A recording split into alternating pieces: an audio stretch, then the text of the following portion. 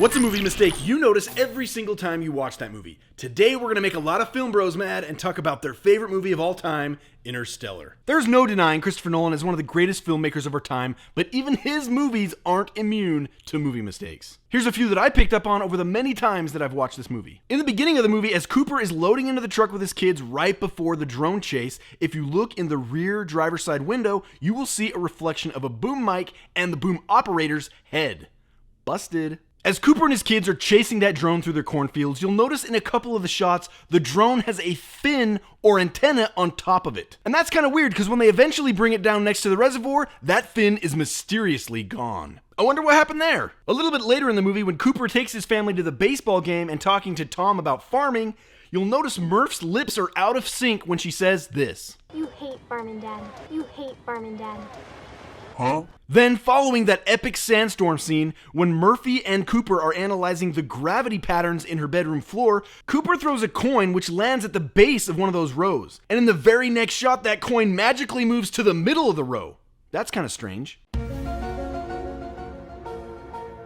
You want to clean that up? After that, while Murphy's trying to talk her dad into taking her with her to find where the coordinates lead to, if you look in the rear view mirror of the truck, again, you'll see a boom mic moving around in the reflection of that mirror. Now let's talk about the magically moving necklace. In the scene when Cooper is trying to talk to Murphy before he leaves on his very dangerous mission, when Murphy sits up from laying down, you'll notice her necklace is outside of her t-shirt. But through the remainder of this emotional scene, that necklace mysteriously goes under her shirt and on top of her shirt several times. This scene also has a watch that jumps back and forth through time. You'll notice here when Cooper is hugging Murphy, his wristwatch reads 9 o'clock. And then when he shows it to her just a few seconds later, it reads 8:21. And that's weird because when she gets angry and throws it, when it lands on the ground, it says 3 o'clock.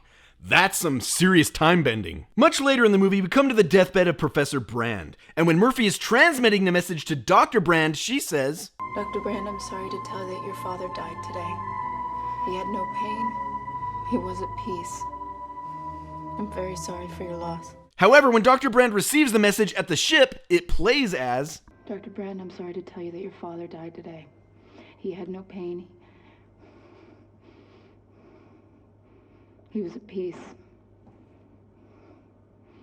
I'm sorry for your loss. Containing a much longer pause and missing the word very. Shortly after that message mix-up, when Dr. Mann and Cooper are exploring Mann's planet, you'll notice they come to a ledge of a huge icy cliff.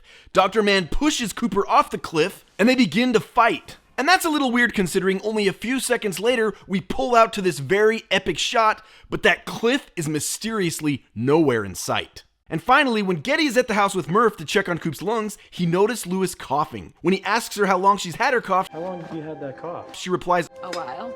clearly in the reflection you can see her coughing. Not talking. Despite this massive pile of mistakes, I absolutely love Interstellar. It's easily one of Christopher Nolan's best, and sometimes its imperfections make it even more enjoyable. What are some movie mistakes you like? Let me know in the comments.